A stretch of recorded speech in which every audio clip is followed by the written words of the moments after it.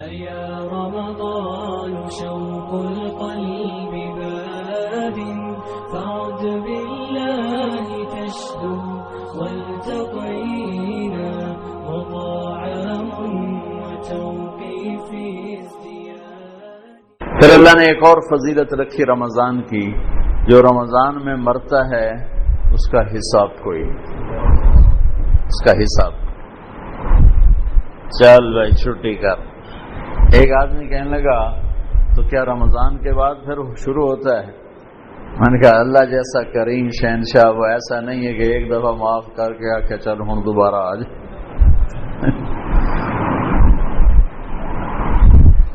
جب وہ ایک دفعہ اس نے چھوڑ دیا اب دوبارہ وہ اس کا کھاتا نہیں کھولے گا کہ چل آپ رمضان گزر گیا چل کان نہ پلے.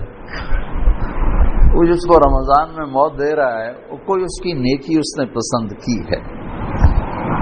اور نور جہاں مرحوم جب 27 رمضان کو اس کی موت آئی، میرا رب کہتا ہے میں شرک معاف نہیں کروں گا، باقی جسے چاہوں معاف کر دوں. میں اس کی صفائی نہیں پیش کرتا ہوں کہ وہ اس نے اچھی زندگی اچھی زندگی نہیں گزاری، لیکن میں اللہ کی رحمت کو بیان کرتا ہوں کہ جو ہم اپنے آپ کو صرف جنتی سمجھتے ہیں، باقی سارے جہنم میں صرف میں ہی جنت جامنا اور کیا نہیں جامنا.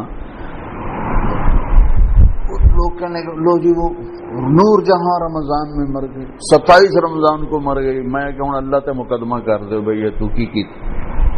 ارے بے وقوفو، میرا اللہ کہہ رہا ہے میں شرک معاف نہیں کروں گا، باقی جسے چاہوں معاف کروں. شہنشاہ ہے اللہ کی قسم، اس کا معاف کرنا بھی حق ہے، اس کا پکڑنا بھی حق ہے، اس کا دینا بھی حق ہے، اس کا لینا بھی حق ہے، اس کا مارنا بھی حق ہے، اس کا جلانا بھی حق ہے، اس کا اٹھانا بھی حق ہے، اس کا گرانا بھی حق ہے، اس کی عزت دینا بھی حق ہے، ذلیل کرنا بھی حق ہے، بیمار کرنا بھی حق ہے، صحت دینا بھی حق ہے، فتح دینا بھی حق ہے، شکست دینا بھی حق ہے، بلند کرنا بھی حق ہے اور پست کرنا بھی حق ہے. اس کا نام بھی حق ہے، اس کی شریعت حق ہے، اس کی جنت حق ہے، اس کی وحی حق ہے، اس کا محبوب حق ہے. اس کے سوا حق ہے کہاں؟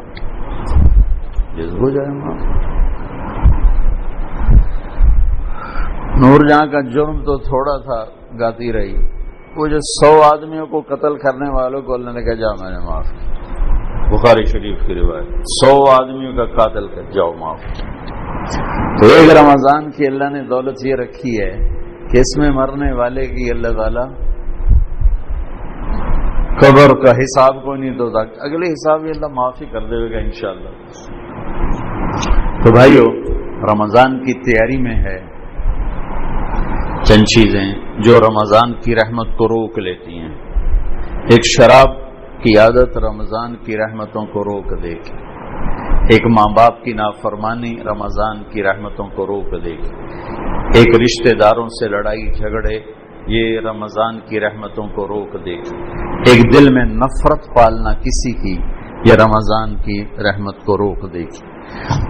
اتنا روکے گی کہ لیلۃ القدر میں ساری دنیا کے مسلمانوں کی اللہ بخشش فرماتے ہیں، لیکن اعلان کرتے ہیں شراب پینے والا معاف نہیں ہوگا جب تک توبہ نہ کرے، ماں باپ کا نافرمان معاف نہیں ہوگا جب تک توبہ نہ کرے، رشتہ داروں سے لڑنے والا معاف نہیں ہوگا جب تک ان سے صلح نہ کرے، دل میں نفرت رکھنے والا معاف نہیں ہوگا جب تک وہ اپنی نفرت کو صاف کرے، دل کو صاف نہ کرے. یہ رمضان کی تیاری کے لیے میں بہت تھکا ہوا تھا، لیکن شاید آج تراویح ہو یا کل ہو تو ضروری سمجھ کے بھائیو آپ سے بات کر رہا ہوں. اللہ مجھے بھی ہوش و سلامتی دے، میں بھی ان چیزوں میں ہمیشہ اپنے آپ کو شامل کر کے آپ سے بات کیا کرتا ہوں. تو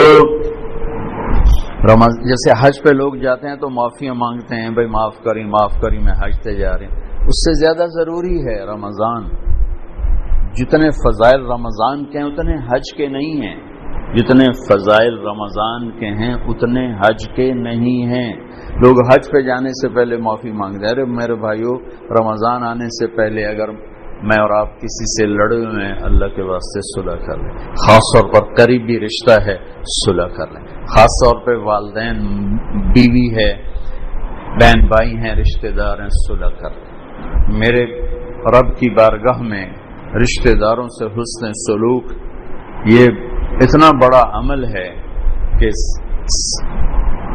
ایک حدیث سے یاد آئی کہ میں تمہیں نفل نماز، روزہ، حج سے بڑا عمل بتاؤں؟ نفلی نماز، نفلی روزہ، نفلی صدقہ، نفلی حج.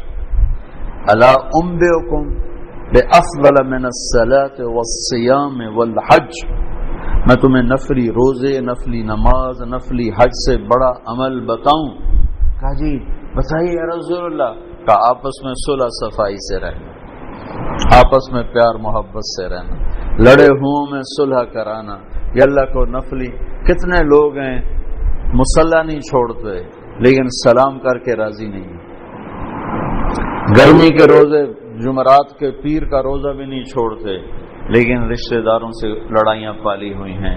میرے بھائیو، میرے اللہ کو ہماری بندگی کی ضرورت کوئی نہیں ہے. وہ ہمیں اچھا انسان دیکھنا چاہتا ہے. اچھے انسان میں بندگی کا ایک بہت بڑا عمل ہے، اور اس سے بڑا عمل ہے لوگوں سے پیار محبت سے رہے. فرائض کی تو بات الگ ہے، فرائض تو فرائض ہیں، اس کو کوئی چیز نہیں پہنچ سکتی. نماز نہیں پڑھتا اور سب سے حسن سلوک کر رہا ہے تو یہ بھی کوئی اللہ کے ہاں پسندیدہ نہیں ہے.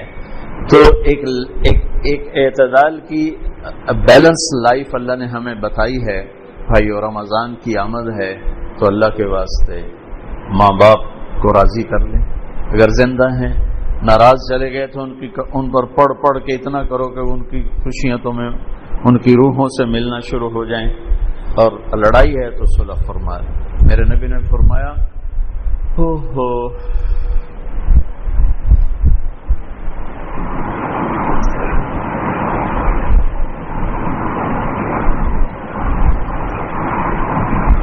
میری ماں ہوتی، میں عشاء کی نماز کے مصلی پہ سورۃ فاتحہ پڑھ رہا ہوتا اور میرے گھر سے آواز آتی محمد، تو میں نماز توڑ دیتی. فرض نماز کا میں نماز توڑ دیتی. اور جب آخری رات ہوتی ہے تو اللہ تعالیٰ فرماتے ہیں میرے بندوں کے دن کے روزے اور رات کی نماز پر میں نے سب کی بخشش فرما دی.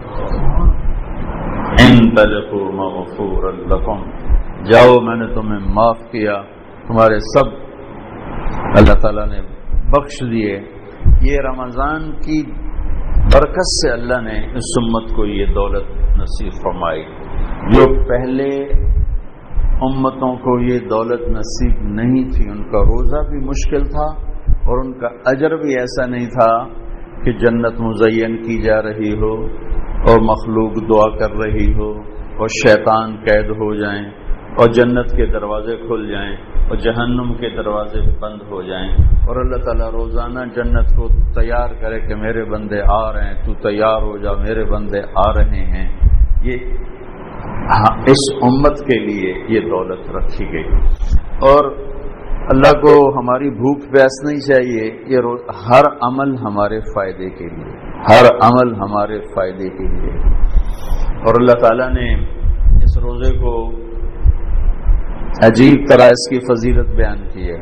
نماز کا بدلہ جنت، حج کا بدلہ جنت، زکوٰۃ کا بدلہ جنت، ذکر کا بدلہ جنت، تلاوت کا بدلہ جنت، تبلیغ کا بدلہ جنت، تہجد کا بدلہ جنت، صلہ رحمی کا بدلہ جنت، سخاوت کا بدلہ جنت، معاف کرنے کا بدلہ جنت، تواضع کا بدلہ جنت، جھک جانے کا بدلہ جنت، محبت کا بدلہ جنت، ایثار کا بدلہ جنت، قربانی کا بدلہ جنت، قرآن کی تلاوت کا بدلہ جنت، تنہائی میں ذکر کا بدلہ جنت، سارے اعمال کا بدلہ جنت. اور روزہ، اللہ نے کہا روزے کا بدلہ تمہارا رب خود ہے، تمہیں اللہ ملے گا. جب اللہ ملے گا تو سب کچھ ملے گا.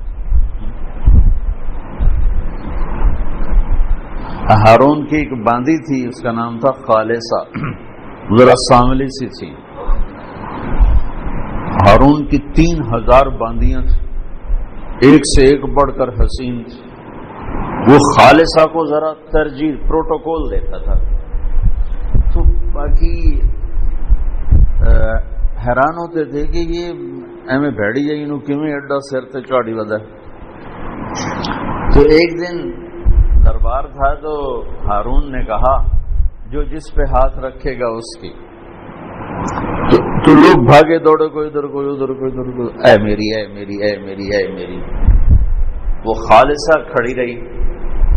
تو ہارون نے کہا تو نے کوئی نہیں پسند کیا. کہنے لگی مجھے ضمانت چاہیے، جسے پسند کروں وہ پھر میرا ہی ہو. ہاں ہاں ہم نے اعلان کر دیا ہے. تو نے جا کے ہارون کے کندھے پہ ہاتھ رکھ دیا. انہوں نے کہا تو لب گیا تھا ہر شے لب گئے تھے، کملے آن کوئی ایدے بجے کوئی ایدے بجے، جن تو لب ہر شے لب گئی. تو میں اللہ پہ قربان جاؤں گا تو تم روزہ رکھو، میں تمہیں مل جاؤں گا، میں مل جاؤں گا.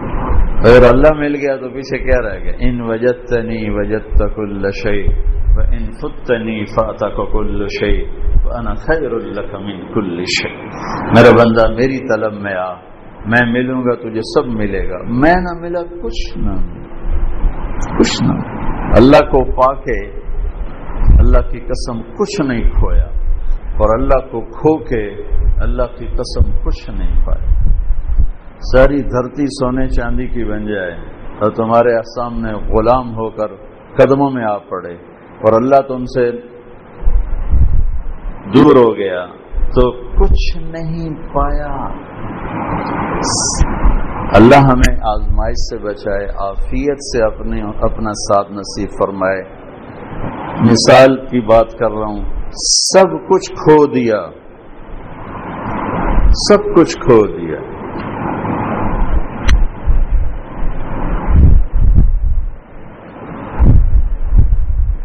اور اللہ کو پا لیا تو اللہ کی قسم کوئی گھاٹے کا سودا. میرے نبی کے نواسے نے اپنا سب کچھ کھو دیا، جان، مال، اولاد، نیزوں پہ سر چڑھ گئے. کبھی کسی نے یزید کو شاباش دی، شمر کو شاباش دی. سب کچھ کھویا پر اللہ کو پایا. آج تک انہی کے سر پہ عزت کا تاج ہے. ان کو شہید کرنے والوں نے دنیا کا سب کچھ پا لیا، اللہ کو کھویا. آج تک زمین آسمان کی لعنت ان کی قبروں پر بھی برس رہی.